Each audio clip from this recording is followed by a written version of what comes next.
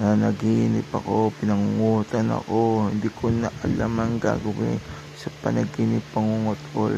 Sino ba itong Shimry na to na talagang inaatake ako?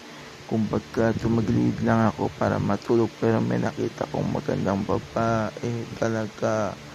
Kasing ganda ng inspirational girl ko na talaga dito sa panaginip pangungutol. Sino ka ba talaga, Shimry? Pero bakit ako inaatake na to? Di ko alam, ukat-ukat, di ko maintindihan.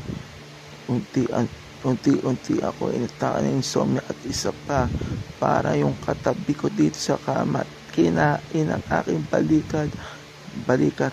Di ko maintindihan, bakit kaya ganito? Ano bang klaseng panaginip pangungutol? Di ko na alam ang gagawin. Discover, let's face it into reality, permanent life and forever.